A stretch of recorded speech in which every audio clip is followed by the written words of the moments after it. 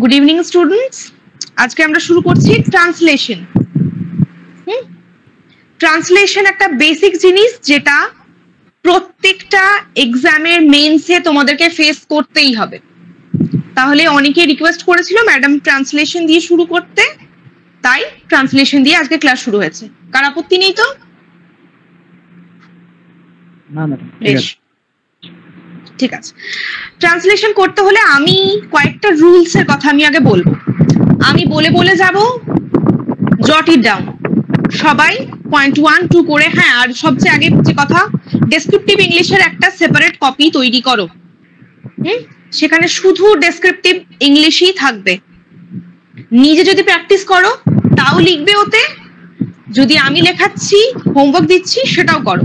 মানে যারা ডেসক্রিপটিভের একটাই কপি হয়, কপি করবে একটা আলাদা করে, যেখানে সেখানে লিখলাম র্যান্ডম, সেটা যেন না হয়। বেশ, রুলস গুলো আমি বলতে শুরু করি। সবার খাতা পেন রেডি আছে?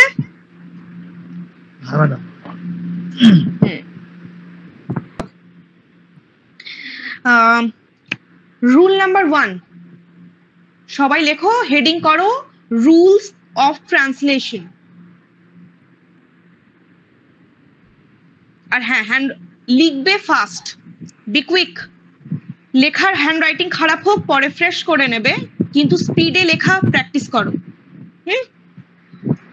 আটকালে বলবে আমাকে, আমি রিপিট করে দেব।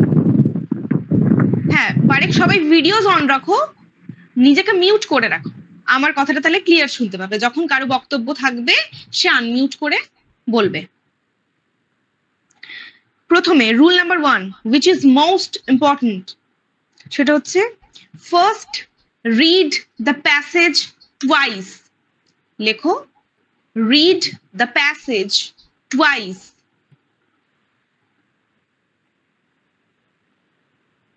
Read the passage twice and try to catch the sense and tense. Read the passage twice and try to catch the tense and sense. Try to catch the tense and sense.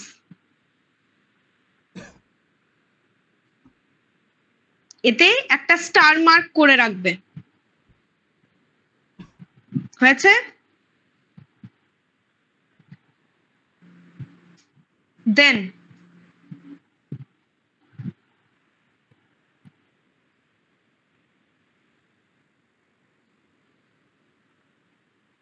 feeling and meaning.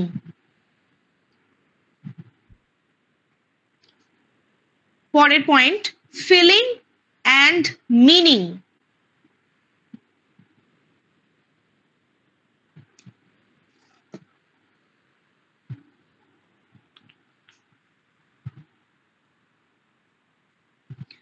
Three, split the sentences. Split, SPLIT, ভেঙে দেওয়া। Split the sentences. Split the sentences.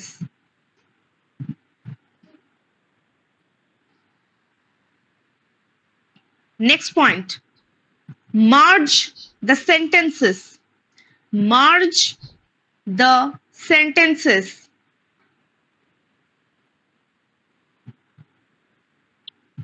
Merge the sentences. Next point, make rough work. Make rough work. এতেও একটা star mark দিয়ে রাখবে। Make rough work.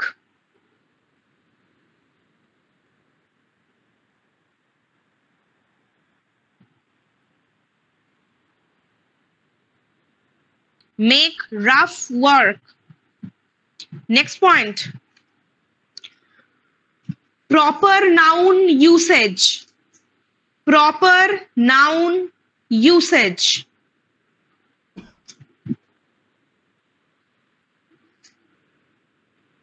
Hyphen দিয়ে লেখো direct use oblique catch the sense. Direct use oblique catch the sense.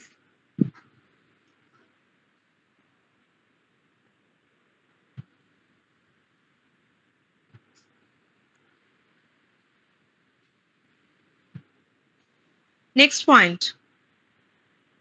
Avoid using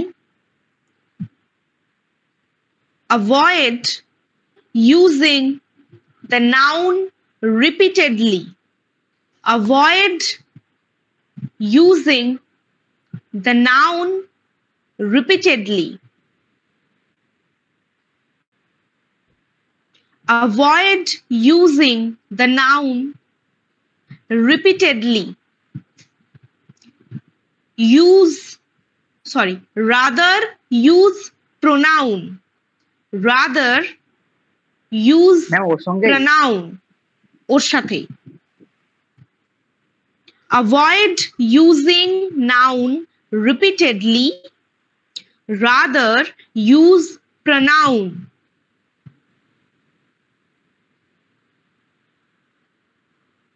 Next point. Underline special words. Underline special words. Underline special words.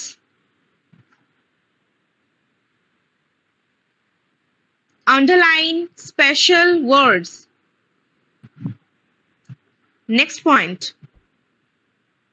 Don't bother. Don't B-O-T-H-E-R. Bother. Don't bother about. Don't bother about the length of your answer. Don't bother about the length of your answer. Don't bother about the length of your answer.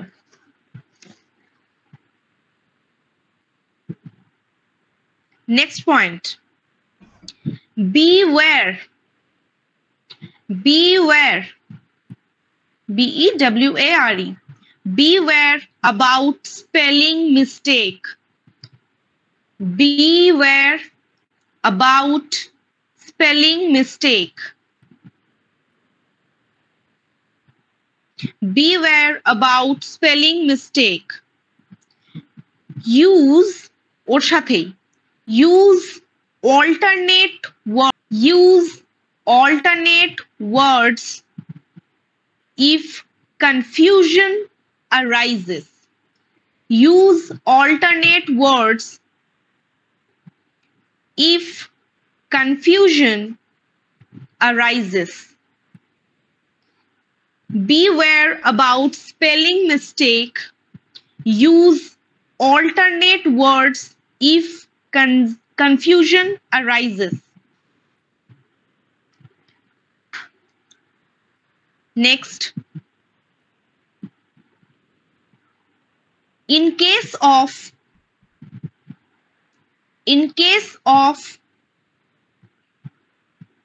direct speech, in case of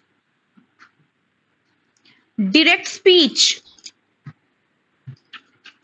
use quotation.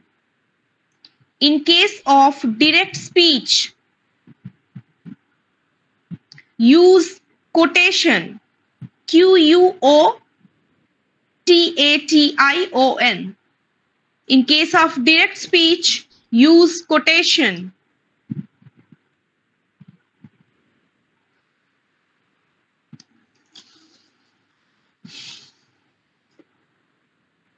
সবাই লিখতে পেরেছো?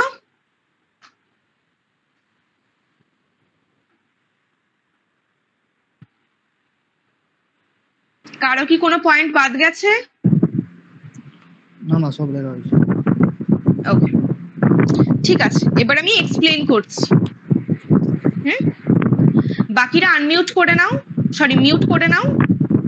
আমি explain করছি, confusion হলে unmute করে কথা বলবে। প্রথমে পয়েন্ট ছিল first read the passage twice, try to catch the sense, tense and sense. এটা মোস্ট ইম্পর্টেন্ট কেন বললাম, আগের দিন একজন প্রশ্ন করেছিল, ম্যাডাম বুঝতে পারছি না প্যাসেজটা কোন টেন্সে লিখবো। তো তুমি ভাবছো প্রথমটা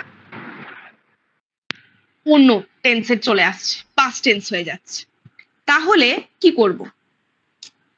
সেক্ষেত্রে ওই জন্য মাঝপথে আবার লেখা কাটতে হবে, কাটাকুটি হয়ে গেল। তাই বলবো প্যাসেজটা অন্তত কমপক্ষে দুবার পড়বে। আগে ধরো মানেটা, র্যান্ডম লেখা পেলাম, এক লাইন পড়লাম, লিখতে শুরু করলাম, নেভার ডু দ্যাট। আগে পড়বে, টেন্সটা ধরবে। ট্রান্সলেশনের মোস্ট ইম্পর্টেন্ট থিং হচ্ছে টেন্সটা ধরতে হবে, কোন টেন্সে আছে। পাস্ট টেন্সে দিয়েছে, তুমি প্রেজেন্ট টেন্সে লিখে গেলে হাফ মার্কস, হাফ কেন, চাইলে ওরা পুরোটাই কেটে দিতে পারে। তাই আগে পড়বে, টেন্সটা ধরবে, কোন টেন্সে রয়েছে, সেন্সটা ধরতে হবে। শুধু লেখার আক্ষরিক অনুবাদ যেন না হয়, লেখা হবে ভাবানুবাদ। বারবার বলছি, বেঙ্গলির ক্ষেত্রেও অ্যাপ্লিকেবল, ইংলিশের ক্ষেত্রেও।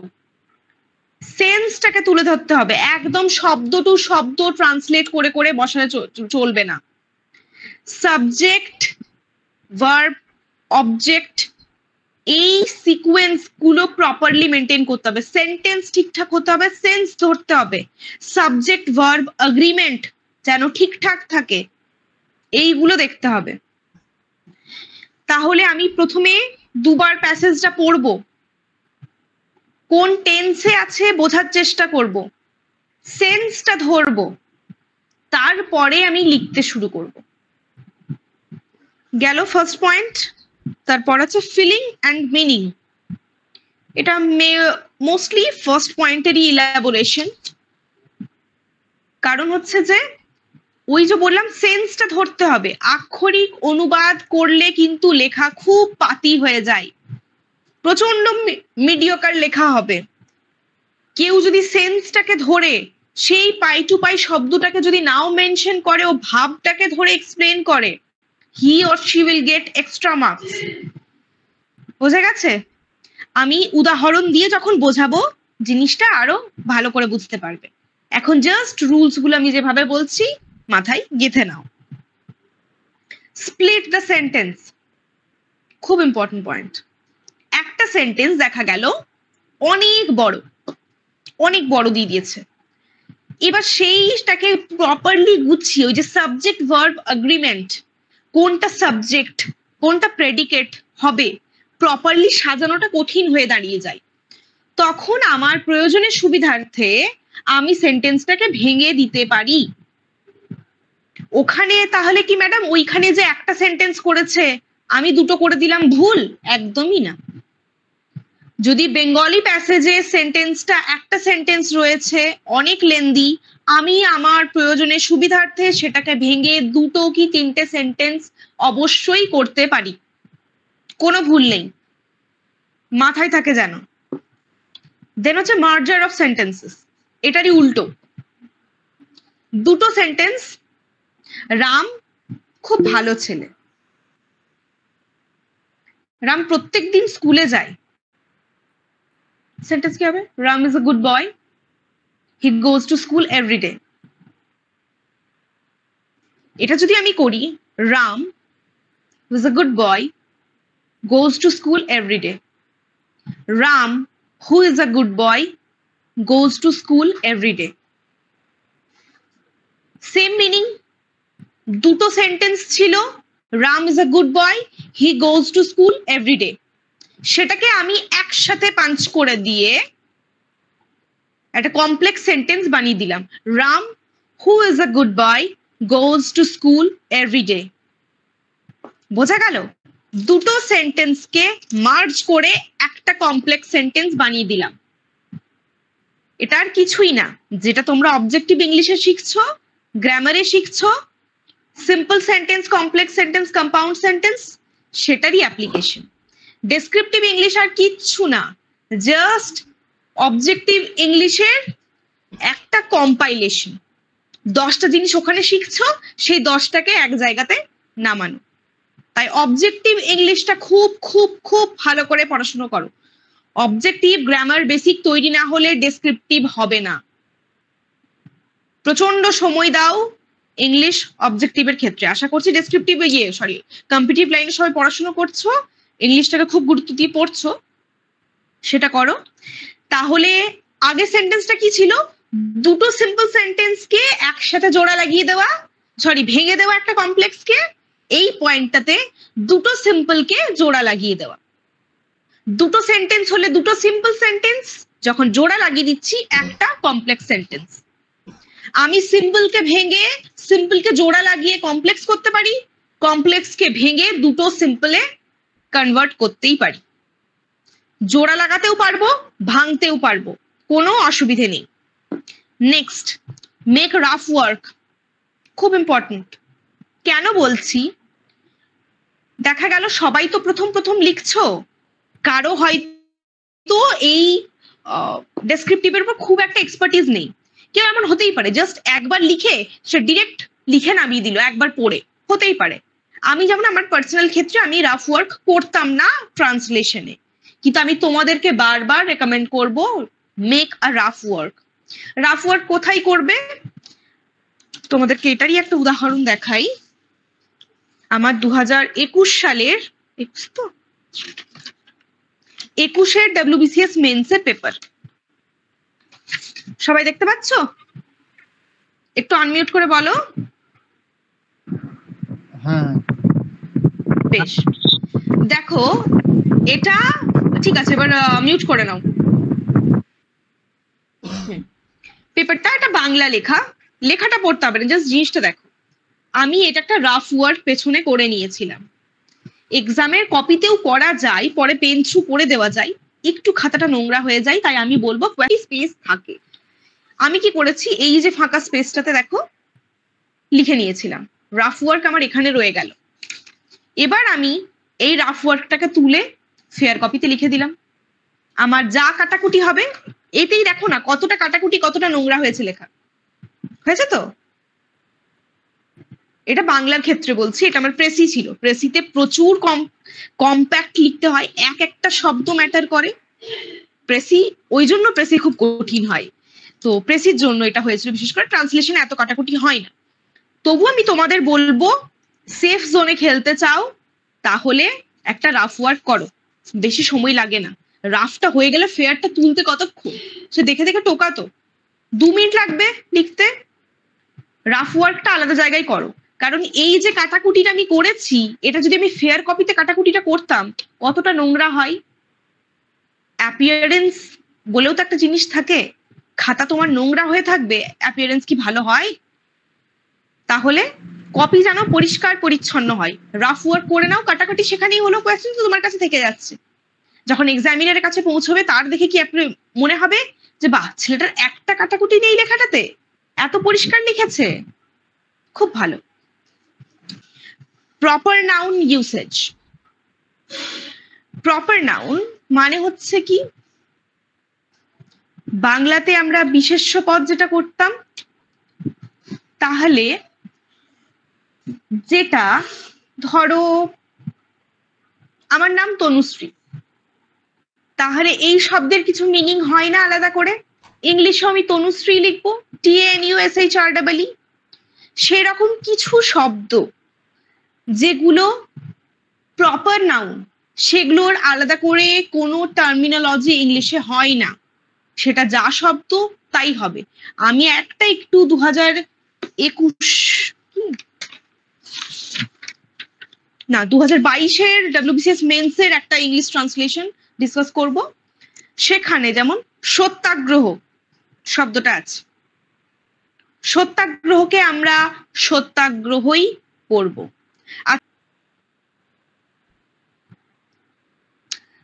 তাহলে কোনটাতে ছিলাম? সেটা দেখতে হবে। প্রপার নাউন হলে সেটার আলাদা কোনো বেঙ্গলি টার্মিনোলজি হবে না, যার যা নাম ওই রকমই থাকবে, সেটাকে ইংলিশে জাস্ট বানান করে লিখে দেওয়া।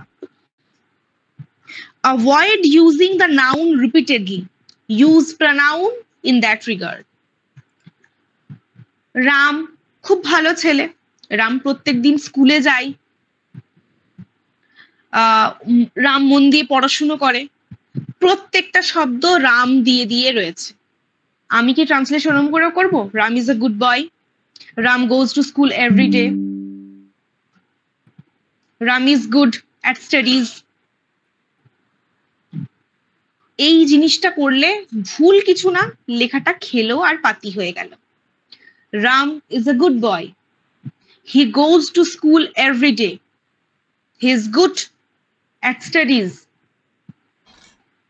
এই জিনিসটা হচ্ছে তোমার এক্সপার্টিজ। লেখাতে হয়তো রাম রাম রাম দিয়ে বলা রইল,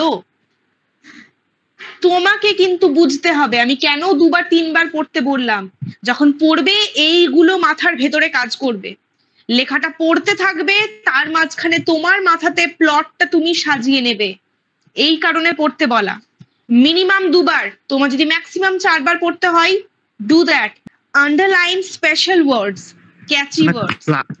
ক্লার্কশিপে তো সময় থাকে না, আমি যতটা শুনেছি 1 ঘন্টায় 6টা লিখতে হয়। হ্যাঁ, ওটার জন্য বলছিলাম না, আমি WBCS মেইনস এর কথা বলছিলাম। ক্লার্কশিপ মেইনস একমাত্র পরীক্ষা, তুমি বোধহয় যদি আগের দিনের ভিডিও দেখেছো বা ক্লার্কশিপের স্ট্র্যাটেজিটা ভালো করে ফলো করেছো, প্রচন্ড স্পিডে লেখা প্র্যাকটিস করতে হবে। ক্লার্কশিপের ব্যাপারে আমি বলছিলাম না, এটা আমি তোমার মিসলেনিয়াস এর কথা বলছিলাম আর WBCS এর কথা বলছিলাম। ক্লার্কশিপটা তো দুটো মার্জ করে দিয়ে একসাথে হয়, বাংলা ইংলিশ একসাথে, তাই ক্লার্কশিপের ব্যাপারে আমি স্ট্র্যাটেজিটা বলে দেবো। ওই ভিডিওতেই বলে দিয়েছি, ক্লার্কশিপে প্রচন্ড স্পিডে লেখা প্র্যাকটিস করতে হবে। আসুক সময় আসুক, আমি কিন্তু রীতিমতো টাইমার ধরে পরীক্ষা দিয়ে দেবো একদম। এই টাইমের মধ্যে লিখতে পারছো কিনা দেখো, ওই ভিডিওটা দেখো কিভাবে পড়তে বলেছি আমি। স্টপ ওয়াচ চালিয়ে, টাইমার চালিয়ে আগে লেখাটা শেখো, তারপরে স্পিডে লেখা। আমি যেটা বললাম অফুরন্ত টাইম, সেটা হচ্ছে মিসলেনিয়াস এর ক্ষেত্রে, সেটা WBCS এর ক্ষেত্রে অফুরান টাইম থাকবে, বাট নট অ্যাবাউট ক্লার্কশিপ। ভালো বলেছো তুমি এটা। আন্ডারলাইন স্পেশাল ওয়ার্ডস, আমি একটা প্যাসেজ পরে আলোচনা করব, বলরামকে পাঠিয়ে রেখেছি। সেটা হচ্ছে যে সেখানে 2-একটা শব্দের তলে দিবে আমি দাগ দিয়ে রেখেছি। বলেই ফেলি, 2022-এর প্রশ্নের কথা বলছি। যে প্যাসেজটা ছিল, একটা জায়গা ছিল, ঔপনিবেশিক শক্তিদের পুলিশের নির্মম লাঠি বৃষ্টি। ঔপনিবেশিক শব্দটাতে আমি আন্ডারলাইন করেছিলাম। ফট করে ঔপনিবেশিক শব্দটার প্রপার টার্মটা মাথায় আসবে না, আমাকে ভাবতে লাগবে। তাহলে এই যে শব্দগুলো আমি আন্ডারলাইন করবো, এই যে প্যাসেজ যখন পড়ছি, এই কারণে 2বার পড়তে বলা, মিনিমাম 2বার আন্ডারলাইন করবে। তিনি ছিলেন, বীরেন শাসমল ছিলেন একজন কায়স্থ সন্তান। কায়স্থ সন্তান, আন্ডারলাইন। লবণ আইন সত্যাগ্রহের অন্যতম ধাত্রীভূমি। ধাত্রীভূমি। যে যে শব্দগুলো মনে হবে আনকমন, তোমার কাছে একটু কঠিন, শব্দটার প্রপার মানে তোমার মাথায় নেই, সে জায়গাটাকে আন্ডারলাইন করবে। দি ভাবো ওই শব্দটার ব্যাপারে, ওর প্রপার টার্মটা যদি মাথায় চলে এলো, ওয়েল গুড। যদি না আসে, ভাবতে থাকো তাকে অন্য কোন শব্দ দিয়ে রিপ্লেস করার চেষ্টা করবে। প্রত্যেকটা প্যাসেজে কয়েকটা শব্দ থাকে কিওয়ার্ড, কারণ এক্সামিনার ভালো করে জানেন এই শব্দগুলোর proper, excuse me madam, WBCS এ ট্রান্সলেশনে কত মার্কস থাকে?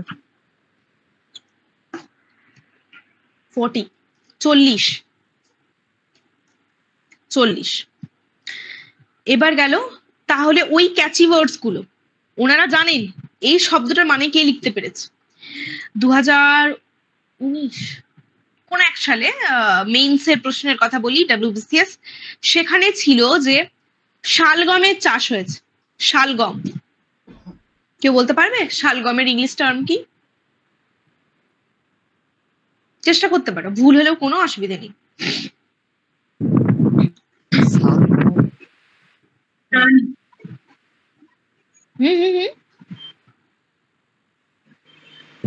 সুইট পটেটো হবে কি? সুইট পটেটো, সুইট পটেটো রাঙা আলু, লাল আলু। শালগম ওই যে টার্নিপ বলেছো, অ্যাবসলিউটলি ভেরি গুড। তাহলে এই যে শালগম, ধরো তোমার কি নাম যে বললে? বেবি বেবি বেবি বেশ, হ্যাঁ বেবি সাবজেক্ট কি ছিল? হিস্ট্রি। হিস্ট্রি। গ্রাজুয়েশন কবে হয়েছে? 2015। ওকে, তাহলে এই যে শালগম শব্দটা মানে শুধু বেবি বলতে পারলো, তাহলে আমি ধরে নিচ্ছি পরীক্ষাতে বাকিরা শালগম শব্দটার মানেটা কেউ লিখতে পারলো না, শুধু লিখেছে বেবি। তাহলে বুঝতে পারছো যখন এক্সামিনার 15 জনের কপি দেখবে, শালগম শব্দটা মানে কে লিখতে পেরেছে দেখি, শুধু লিখতে পেরেছে বেবি, ওর খাতাতে ইমপ্রেশনটা কেমন হবে, বাকিদের খাতাতে ইমপ্রেশনটা কেমন হবে? এক্সামিনার প্রত্যেক খাতায় খুঁজবেন শালগম শব্দটা মানে কে লিখতে পেরেছে একমাত্র একজন, অটোমেটিক্যালি তার এক্সপার্টিস এখানে বোঝা যাচ্ছে।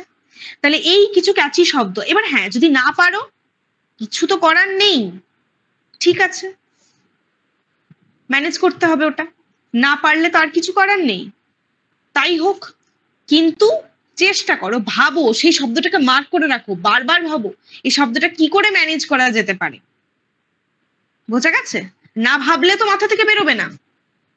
তাই ইম্পর্টেন্ট কিছু ওয়ার্ডকে আন্ডারলাইন করবে, সেটা সেন্টেন্সও হতে পারে, যে এই সেন্টেন্সটা খুব ক্রিটিক্যাল লাগছে আমার, তাহলে ওই সেন্টেন্সটাকে আমি আন্ডারলাইন করলাম, যাতে করে স্পেশাল অ্যাটেনশন ওকে আমি দিতে পারি।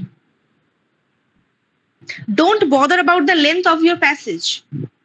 40 নম্বরের একটা প্রশ্ন মানে প্রচুর লিখতে হবে, অনেক বড় হতে হবে।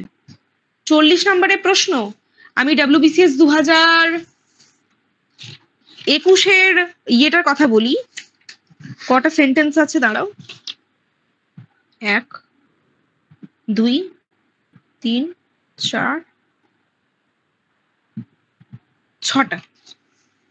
6টা সেন্টেন্স, 6টা সেন্টেন্সে 40 number.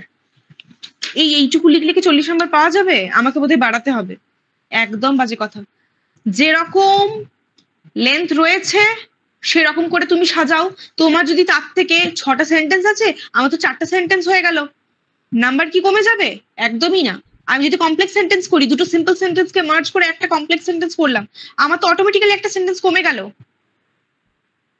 Quality, always bother about the quality, not the quantity. সংখ্যা দিয়ে বিচার করবে না, তার ওয়েটেজটাকে বিচার করবে। লেখাটা কতখানি সুন্দর হয়েছে সেটা ম্যাটার করে। সেন্টেন্স যদি 5টা সেন্টেন্সের একটা প্যাসেজ হয়, তোমার হয়ে গেছে 7টা সেন্টেন্স, কোনো ব্যাপার না। 7টা সেন্টেন্সের প্যাসেজ তোমার হয়ে গেছে 5টা sentence, don't bother about that. আগে লেখাটাকে বারবার করে পড়ো, আর লেখা ফেয়ার করার আগে যখন রাফ ওয়ার্কটাকে বারবার করে পড়ে দেখো লেখা ঠিকঠাক হয়েছে কিনা। ইভেন ফেয়ার করার পরেও লেখাটাকে পড়ে দেখো, তখনও দেখবে 1-2বার স্ক্রুটিনি করার সময় মনে হলো না এই শব্দটা, এটাকে কেটে দিয়ে একটু অন্যই করি, ওই একটা ছোট্ট মাইনার একটু কাটাকাটি হলেও অসুবিধে নেই, পড়ে দেখো সেন্সটা দাঁড়াচ্ছে কিনা। So bother about the quality, not about the quantity. Beware about spelling. Use alternate words if confusion arises. বানান ভুল যেন না হয়, খুব পাতি হয়ে যাবে লেখা, নাম্বার কেটে কেটে কেটে কেটে অবস্থা খারাপ হয়ে যাবে। ভুলেও যেন বানান ভুলটা না হয়। যদি মনে হয় যে পার্টিকুলার কোন একটা শব্দ, যে সুন্দর একটা শব্দ মাথায় এসেছে, এই যে টার্নিপ, বেবি বললো টার্নিপ শব্দটা, টার্নিপ শব্দটা আমার মাথায় এসছে, এবার টার্নিপটা তো ক্যাচি ওয়ার্ড, ঠিক আছে আমি চেষ্টা করলাম, লিখলাম। অন্য কোনো শব্দের কথা বলি, মাথায় আসছে কিন্তু স্পেলিংটা মনে হচ্ছে ভুল হচ্ছে, এই স্পেলিংটা হবে না। অল্টারনেট ওয়ার্ড ভাবো, অল্টারনেট শব্দ ভাবো। তুমি একটা ভারী রকম ভালো শব্দ লিখতে গেছো, বানান ভুল হয়ে গেছে, ঠিক সেই জায়গায় অন্য একটা ছেলে সে একটা সিম্পল সহজ ভাষা দিয়ে লেখাটাকে লিখেছে, নির্ভুল লেখা, স্পেলিং এরার নেই, গ্রামাটিক্যাল মিস্টেক নেই, কোনো অসুবিধে নেই, সে তোমার থেকে বেশি নাম্বার পেয়ে বেরিয়ে যাবে। লেখা যেন নির্ভুল হয়, be it grammatically or so far as the construction of the sentence is concerned. নির্ভুল হবে লেখা, সিম্পল ইংলিশ লেখো, খুব বোম্বাস্টিক সোনোরাস ওয়ার্ডস তুমি নাও ইউজ করতে পারো, কোনো অসুবিধা নেই, ইউজ করতে পারলে তো ভীষণই ভালো বিষয়, কিন্তু না পারলেও লেখা যেন নির্ভুল হয়। সহজ ইংলিশ লেখো কিন্তু নির্ভুল লেখো। যদি মনে হয় এই শব্দটা স্পেলিংটা আমার মাথায় আসছে না, অল্টারনেট শব্দ ব্যবহার করো, ওটাকে বেরিয়ে চলে যাও। ডিরেক্ট স্পিচ এর ক্ষেত্রে কোটেশন। আজকে একটা ট্রান্সলেশন আমি দেব, যেখানে সহজ দেখেই একটা দেখলাম, যে প্রথম একটা সহজ দিই, একটা একটু ক্রিটিক্যাল ডিসকাস করব। সহজ যেটা, সেটা হচ্ছে যে ওই যে আইজ্যাক নিউটনের, অনেকবারই বোধহয় তোমরা কেউ হয়তো করে হবে, সেই কুকুরকে ডায়মন্ড বলে ওনার একটা কুকুর ছিল, টেবিলে রেখেছিলেন, কুকুর বাতি উল্টে দিয়েছে, পুড়ে ছাই হয়ে গেল ওনার এতদিনের যা রিসার্চ ওয়ার্ক ছিল। শেষে আইজ্যাক নিউটন ওনার কুকুরের মাথায় হাত বুলিয়ে বলছেন, ডায়মন্ড তুমি জানো না তুমি কি করেছো। ডায়মন্ড এর আগে কোটেশন, জানো না তুমি কি করেছো, কোটেশন। তাহলে ওখানে তো ডিরেক্ট স্পিচ ব্যবহার করা হয়েছে। তাহলে আমরা কিভাবে লিখবো, আমরাও কিন্তু ওভাবেই লিখবো, কোট আনকোট করে যেরকম করে বলা আছে। বোঝা গেছে? যদি ওখানে ডিরেক্ট স্পিচের ব্যবহার থাকে, আমি কিন্তু ন্যারেশন চেঞ্জ করে দিয়ে ইনডিরেক্ট স্পিচ করব না। বারবার বলছি, ডিরেক্ট স্পিচ থাকলে আনসারও তুমি ডিরেক্ট স্পিচই করবে। ইংলিশের ক্ষেত্রেও তাই, বেঙ্গলির ক্ষেত্রেও তাই। ডিরেক্ট স্পিচকে আমি ন্যারেশন চেঞ্জ শিখেছি, আমি ন্যারেশন চেঞ্জ করে, ওই যে আমাকে ম্যাডাম বলেছিল ভাবানুবাদ করতে, তাই বলে আমি এখানের ভাবের অনুবাদ করে দিলাম। ডিরেক্ট স্পিচ থাকলে ডিরেক্ট স্পিচ, ইনডিরেক্ট থাকলে ইনডিরেক্ট। আবার কোনটা ইনডিরেক্ট স্পিচ রয়েছে, নিউটন তাকে বলেছিলেন যে আপনার বোধহয় বিষয়টা নিয়ে ভাবনা চিন্তা করা উচিত। আমি সেটাকে, নিউটন বলেছিলেন কোট আনকোট আপনার এই বিষয় নিয়ে ভাবনা চিন্তা করা উচিত, কোটেশন শেষ। এটা কিন্তু প্যাসেজে বলা ছিল না, আমি করে ফেললাম, ইনডিরেক্ট স্পিচকে ডিরেক্ট স্পিচে কনভার্ট করে দিলাম, এটা যেন না হয়। ডিরেক্ট থাকলে ডিরেক্ট, ইনডিরেক্ট থাকলে ইনডিরেক্ট, আমি সেই চেঞ্জ করব না। বোঝা গেছে? এই যে কয়েকটা পয়েন্ট নিয়ে ডিসকাস করলাম, কারো কোনো কনফিউশন? শুধুমাত্র ট্রান্সলেশন যে কয়েকটা রুলস বললাম এর মধ্যে থেকে, বাইরের প্রশ্ন এখন না।